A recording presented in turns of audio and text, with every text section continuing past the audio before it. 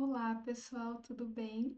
Sejam todos bem-vindos às nossas aulas de revisão de bioquímica.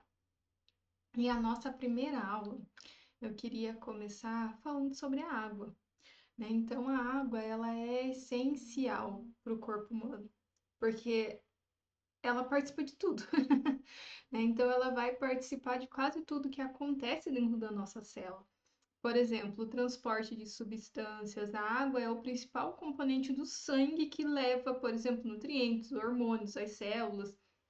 E aí a gente tem reações químicas. A maioria das reações bioquímicas do nosso corpo acontece no meio aquoso. Sem a água, o nosso metabolismo ele trava. A gente tem regulação da temperatura corporal, né? Então, por meio do nosso suor, da nossa respiração, da circulação sanguínea, a gente tem a eliminação de resíduos. A água ajuda a eliminar na forma do suor, da urina, né? Então, a gente tem processos que são eliminados, né, por meio da água. Lubrificação e amortecimento. Olha só que louco. O líquido sinovial das nossas articulações, no nosso cérebro também, né? O cefalorraquidiano e até a lágrima, né? A gente tem aí para que a gente evite que os nossos olhos fiquem secos, por exemplo. Manutenção da estrutura celular, né? Então as nossas células elas murchariam e não funcionariam direito.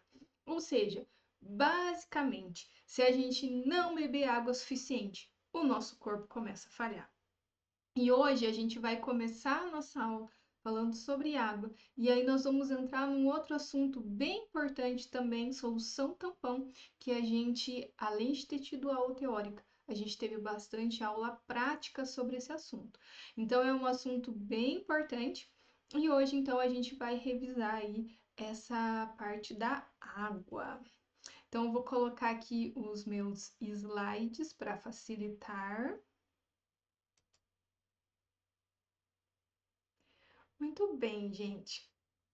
Eu sei que aqui a maioria quem vai me assistir são os meus alunos, né? Mas eu vou me apresentar. Eu sou a professora Adriana Ruth Cordeiro, trabalho com a disciplina de Bioquímica na Universidade Estadual de Ponta Grossa. Então a gente vai fazer aí as nossas aulas de revisão. Bora lá, gente? Muito bem. Então, a água, a gente já entendeu que ela é importante. E além de entender que ela é importante, a gente precisa entender o porquê ela é importante, o que que tem nessa estrutura, quais são as suas propriedades químicas que fazem dela diferente. Né? Então, olha só, nós pontuamos algumas propriedades. Molécula polar, solvente da maioria dos solutos, alto calor específico, alto calor latente de fusão, tensão superficial. Então, para que eu explique esses pontos, eu quero que vocês observem a estrutura da molécula de água. A molécula da água ela é formada por um oxigênio e dois hidrogênios. O que nós temos aqui?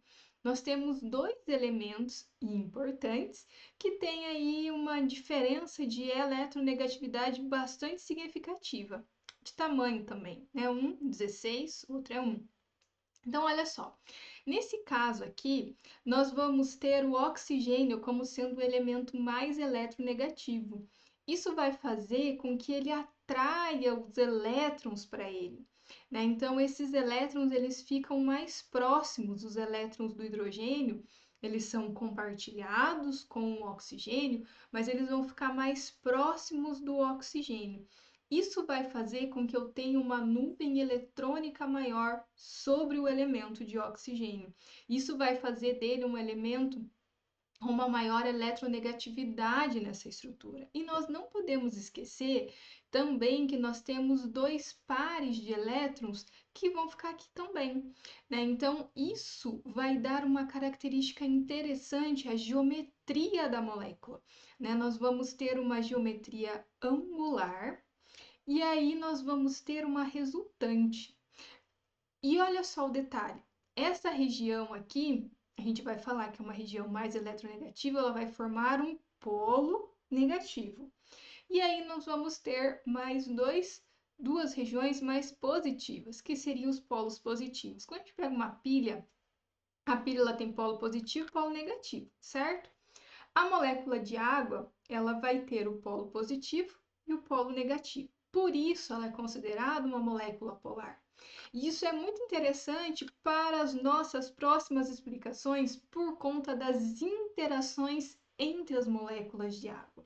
Então, esses polos eles vão ser bem importantes na hora de interações, das outras interações. Ela é o solvente da maioria dos solutos. Isso é extremamente importante e interessante. Por quê? Porque eu acabei de falar sobre a importância da água, sobre como que ela vai estar presente, né, nos meios biológicos. Nós somos 70% água. E aí ela tem um alto calor específico. Isso significa que a água precisa de muita energia para aumentar ou diminuir a sua temperatura, né? Isso ajuda a controlar a temperatura corporal, por exemplo. Alto calor latente de fusão. Alto calor latente de fusão quer dizer que nós precisamos de uma quantidade de calor para transformar a água sólida em água líquida, né? Passar de um estado físico para outro. Mas isso é importante porque impede que os líquidos congelem facilmente. Então, eu preciso de um alto calor latente de fusão. Outro detalhe é a tensão superficial da água. Então, é uma força que faz com que na superfície da água a gente comporte aí uma película mais elástica superiormente, digamos assim.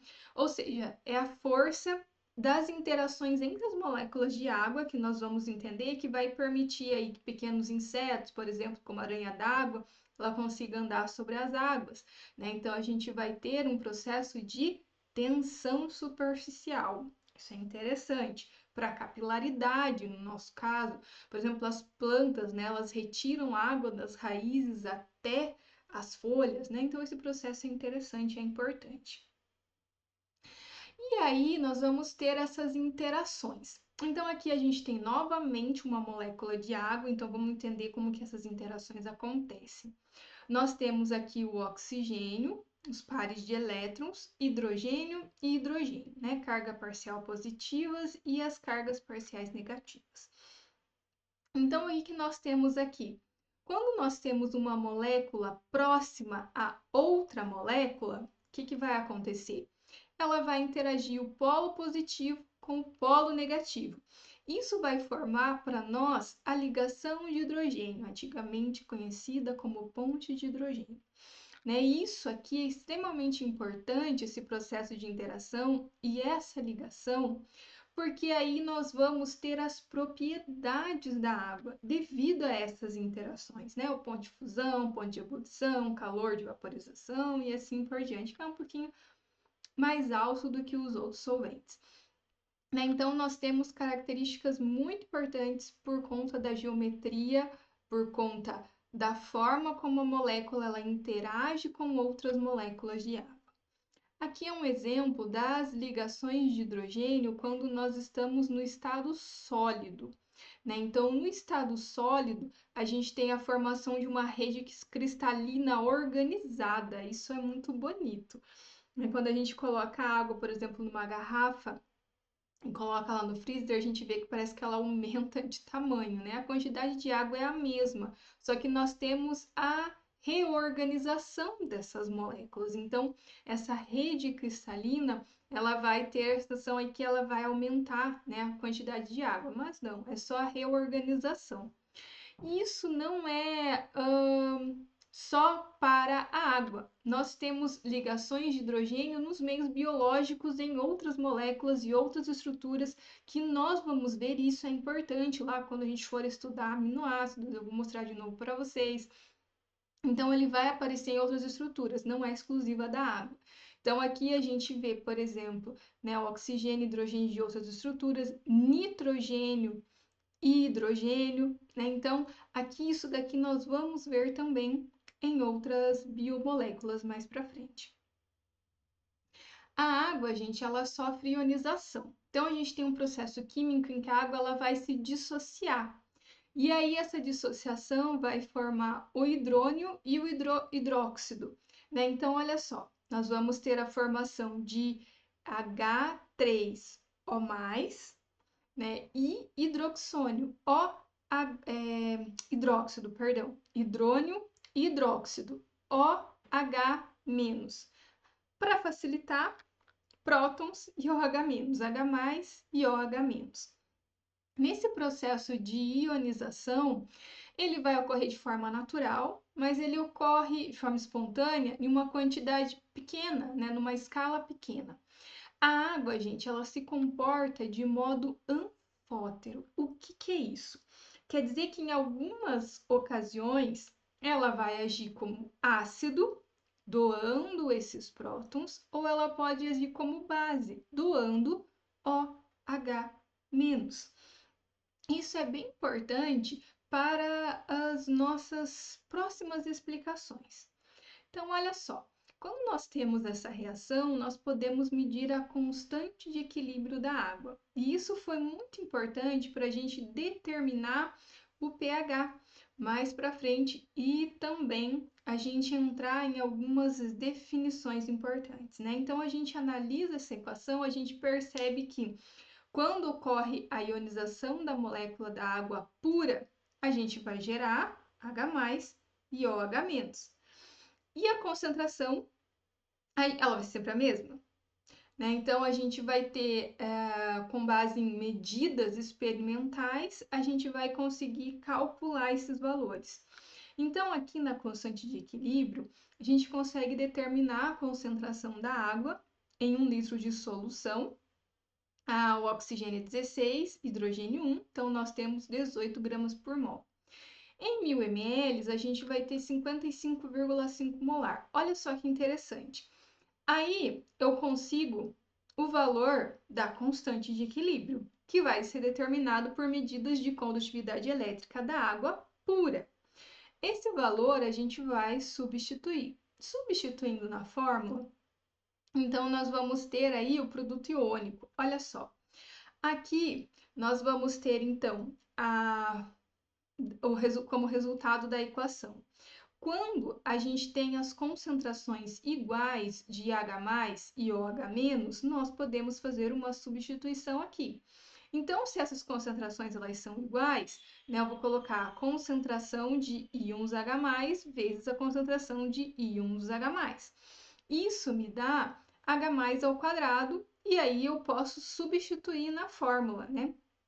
Substituindo, eu vou tirar a raiz e eu vou ter 10, ou 1 vezes 10 elevado a menos 7. Isso quer dizer que quando eu tenho as concentrações iguais de H+ e OH-, eu tenho o valor de 1 vezes 10 a menos 7.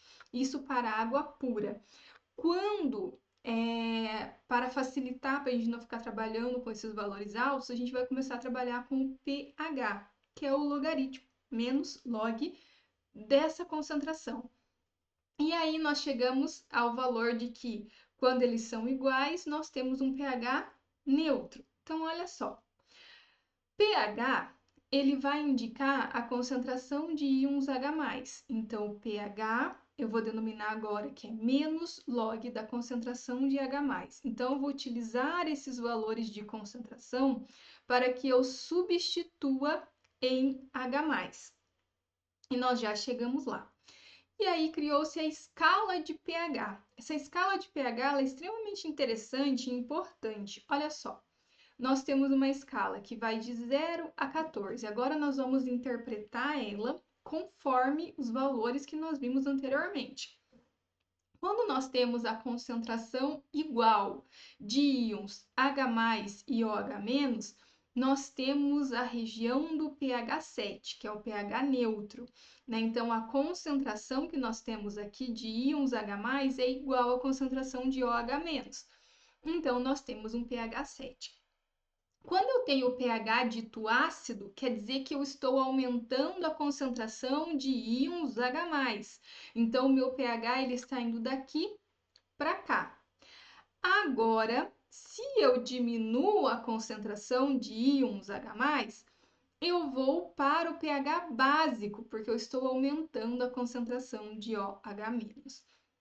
Nesse processo é bastante importante, por quê? Porque nós vamos conseguir medir o pH das substâncias. E dentro do nosso corpo, as reações, elas precisam de um pH ótimo para acontecer, né? Que nós vamos ver aqui no final da aula.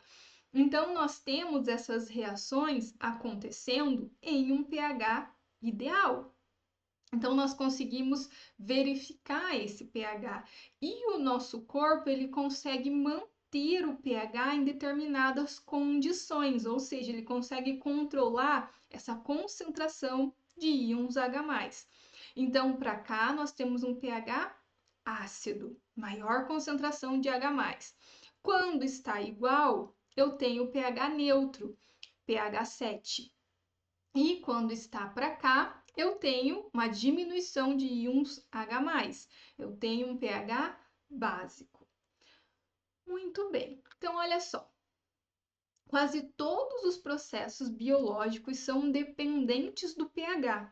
Uma pequena mudança no pH produz uma mudança na velocidade do processo. Gente, o nosso corpo é perfeito e é muito bonito ver que isso acontece, porque é uma maquinaria que ela trabalha em equilíbrio, em homeostase, e ela tenta proteger, né, as moléculas que estão ali para que nós não tenhamos problemas ou defeitos nesse processo. Isso sempre acontece? Nem sempre. Nós sabemos que existem distúrbios, patologias e tudo mais. Só que o nosso corpo ele tenta fazer isso. Nós temos o processo de proteção de proteínas, né, que são aí algumas enzimas estruturais que são sensíveis ao pH. Né? Nós temos pequenas variações, pode desnaturar essas proteínas. A gente tem muitos processos que vão acontecer com essa finalidade, né, para tentar manter esse pH, para que eu tenha a função dessas enzimas e também de proteínas intactas. Olha só, os sistemas que fazem esse processo são os sistemas que nós chamamos de sistema tampão, tamponamento em sistemas biológicos. Então, o sistema tampão, ele tenta manter o pH do meio para que as minhas reações bioquímicas não sejam prejudicadas. Então, por definição, né? Tampão são sistemas aquosos que tendem a resistir a mudanças de pH quando adicionada pequenas quantidades de ácidos ou base. Né? Então, quando a gente coloca ácido, tende a aumentar a concentração de H+. Então, o pH ficaria ácido. Quando eu coloco OH-, eu tendo a aumentar a concentração de OH-, eu retiro a concentração de íons H+, e o que vai acontecer? Eu tenho um pH mais básico, ok? Isso não é bom para nós. Então, os tampões, eles tendem a resistir a essas mudanças, mesmo eu colocando H+ e OH-. O que é um sistema tampão? Um sistema tampão consiste em um ácido fraco que vai doar prótons e a sua base conjugada, que vai ser uma aceptora de prótons. Né? Esse processo ele é bem interessante e importante para a gente entender mais para frente.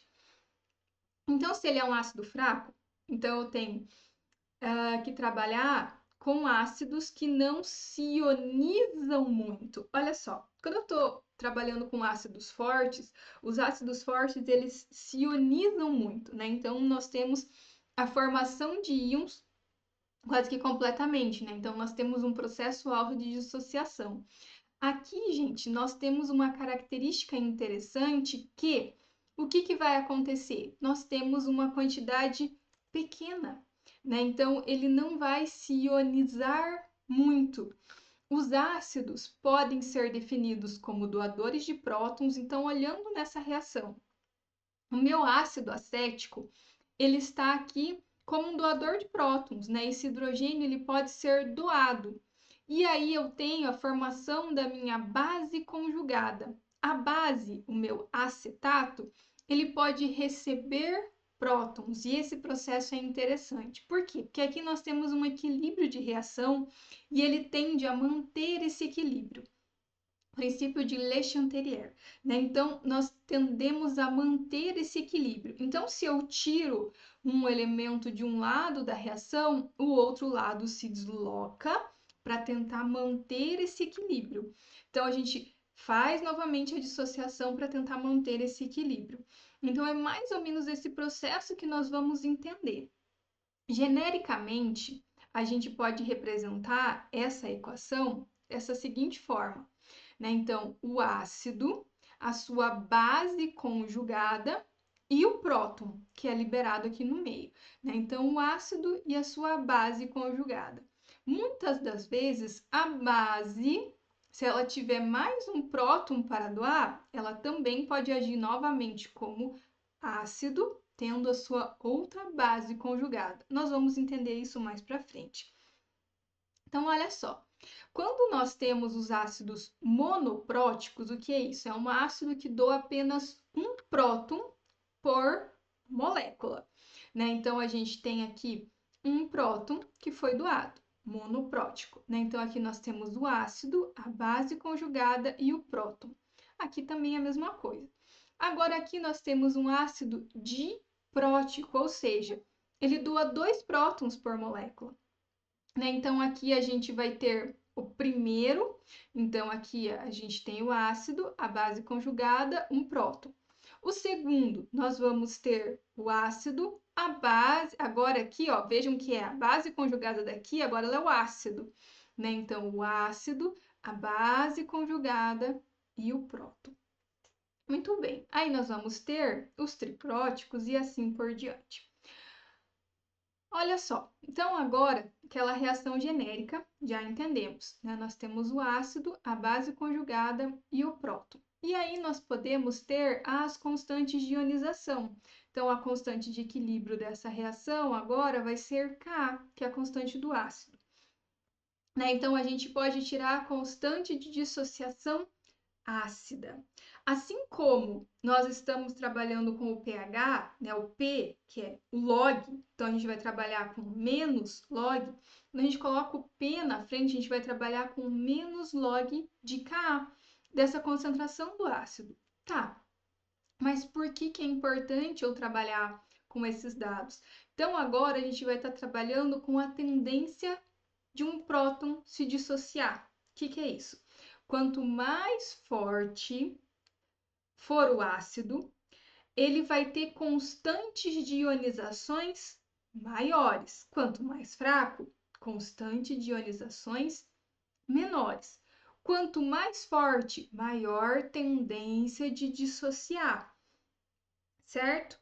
Mais forte será o ácido, mais baixo será o pKa. Olha só, é o inverso, né? Então, se eu tenho um ácido que é forte, o pKa dele aqui, como meu resultado, vai ser menor, né? Porque o meu Ka é alto, né? Então, eu tenho um produto inverso aqui. Isso é bem interessante porque nós vamos trabalhar com valores pequenos de pKa para ácidos fortes. Muito bem. E aí, gente, olha só. Aqui nós temos como exemplo o ácido acético. O ácido acético, ele vai ter como a sua base conjugada o acetato. E é um sistema tampão bem interessante. Como que ele funciona? Né? Então, se em um meio eu colocar OH, qual que é a tendência? Aumento do pH, né? Acima de 7, 8, 9. Só que o meu sistema não pode deixar esse processo acontecer. Então, o que que ele vai fazer? Ele vai deslocar esse equilíbrio e aí ele vai fazer o que? Eu coloco o OH-, esse OH- vai ser capturado aqui, ó, pelos hidrogênios e eu vou ter a formação da água. Isso vai fazer com que, se eu estou consumindo hidrogênio, o que que eu vou ter que fazer? Vou ter que dissociar mais ácidos para repor esses hidrogênios, certo? Mas e se eu fizer o processo inverso? Se eu já tenho H+, eu coloco mais H+. Então, vou colocar mais H+. Quem que vai trabalhar agora? Quem vai trabalhar agora é a minha base conjugada. Por quê? Porque ela é uma aceptora de prótons. Então, ela vai pegar esses prótons para que eu tenha a formação agora do meu ácido. Né? Então, eles vão trabalhar tentando equilibrar os dois lados da reação para que se mantenha a concentração de íons H+. Então, esse é o trabalho do tampão no meio, manter o pH. Olha só, aqui é uma curva de titulação. Nessa curva de titulação, se vocês observarem, nós temos uma região onde o pH ele varia muito pouco. Né? Então, aqui a gente está colocando OH- do meio, NaOH. E aqui está sendo medido o pH. Né? Nós fizemos na prática, com algumas turmas foi feito essa prática. O que nós conseguimos observar? Ó, quando a gente tem no início ali, eu coloquei 0,1. O pH ele já aumentou bastante, né? 1, 2, 3, 4 e pouco. Né? Então, ele foi bastante numa quantidade muito pequena de volume. Agora, gente, veja só. Aqui eu continuei colocando essas mesmas quantidades e eu tive que colocar uma quantidade bem grande para que eu conseguisse romper essa barreira. Né? Então, aqui eu comecei a colocar e o pH ele variou de 3, né? De 3,76 até 5,76, ele levou bastante volume para eu conseguir. O que significa isso? Primeiro que o meu solução tampão não é infinita. Só que ela tem uma zona ótima, que é uma região que nós chamamos de região de tamponamento. É nessa região que ela está trabalhando, é nessa região que ela está mantendo o pH. Né? Então, que nós temos pequenas variações. Essa região aqui é a região onde nós temos esse processo acontecendo. Quando a gente perde esse poder tamponante, aí a gente vai colocar pouquinho e eu já vou ter uma alta variação do pH. Essa região tamponante, exatamente aqui, ó, onde nós temos o meio, é quando nós temos a quantidade de ácido e da sua base conjugadas iguais. Né? Então, nós temos a mesma quantidade. Bem nesse ponto aqui, nós vamos ter o pH igual ao pK do ácido. E a região tamponante, ela é um ponto a menos e um ponto acima do pH. Então, aqui, se o meu pH é 4,76, um ponto acima, 5,76 e um ponto abaixo, 3,76, é a minha região tamponante. Então, esses valores que são colocados nos gráficos, eles são bastante interessantes para a gente obter a curva de titulação, entender o ponto central da titulação, que é onde as concentrações dos doadores de prótons e aceptores de prótons do ácido e da base conjugados, eles são iguais, e o pH é numericamente igual ao pK, tá? Aqui, gente, então é o pH do nosso sangue. Então, nós temos o pH normal em 7,40. Quando a gente está acima disso ou abaixo disso, a gente tem uma variação, né, de 7,35 a 7,45, considerado ok. Acima aqui e para cá, então nós temos 7,20, por aí nós estamos entrando em acidose. Quando eu coloco muito abaixo esse pH, quando eu diminuo muito e aumento muito a concentração de íons H+, nós corremos risco de morte. Então, isso é a importância da homeostase do nosso corpo e como tudo é muito legal. Por quê? Porque o nosso corpo ele trabalha para manter isso, é extremamente interessante. Agora, quando a gente passa 7,60, a gente entra em alcalose. Esse também é um outro problema. E o que é mais legal, o nosso corpo tem sistemas tampão para que esse processo ele se mantenha. Então, olha só, que é um exemplo do ácido carbônico. O ácido carbônico, H2CO3, ele é formado aí, ó, quando nós respiramos. O que é isso? Ele é um gás que, quando se dissolve na água, olha a água aí, vai formar o ácido carbônico. E o ácido carbônico é adicionado ao sangue para que a gente tenha aí esse processo de tamponamento. né? Então, ele vai ter a reação que acontece é para que a gente tenha esse tamponamento natural, digamos assim, né? Por isso que segurar a respiração por muito tempo é um problema, né? O plasma sanguíneo é tamponado em parte pelo sistema tampão bicarbonato, em partes, né? A gente vai entender mais para frente que nós temos também outros processos, né? Então, constituindo em ácido carbônico H2CO3 como doador de prótons e o bicarbonato como aceptor. Olha só que interessante, né? Então, a gente tem o ácido carbônico que está aqui, ó, o ácido carbônico, né, ele é produzido por essa reação do bicarbonato do tampão e ele se dissocia em CO2 e água, né? Então, a primeira reação vai ser a formação do ácido carbônico, depois a liberação de água e aí de CO2 que vai ser eliminado nos nossos pulmões. E o organismo ele neutraliza os ácidos que vai evitar aí as alterações na quantidade de H+, tendo aí um aumento, ou melhor, um aumento da concentração de H+, podendo diminuir o pH. Então, o nosso corpo ele preserva as funções celulares, as reações que ali acontecem por conta desse processo de ter essa solução tampão. Isso daqui nós chamamos de uma função biológica, né? Então esse processo ele vai acontecer, mas a gente tem também os nossos rins tentando manter esse processo. Então o processo mais rápido seria via nossa respiração, e aí mais para frente a gente vai entender como que ocorrem outros processos e outras soluções tampão que também temos dentro do nosso corpo, ok? Gente, resumindo, era isso. Eu sei que na aula a gente aprofundou um pouquinho mais, mas aí para que vocês tenham esse material, estou mandando também capítulo do livro para leitura, alguns artigos interessantes também, estudos de caso, porque eles são bem importantes para a gente entender como que algumas patologias aumentam ou diminuem a concentração de íons H+ dentro do nosso corpo e como que o nosso corpo faz esse processo aí para tentar manter a homeostase. Também as desidratações severas também são prejudiciais ao nosso corpo, então a gente precisa entender esses processos. Pensem que o nosso corpo trabalha em homeostase, nós também precisamos ter equilíbrio, né? Então é isso, gente. Um grande abraço para vocês, vejo vocês na próxima aula. Beleza? Então é isso, pessoal.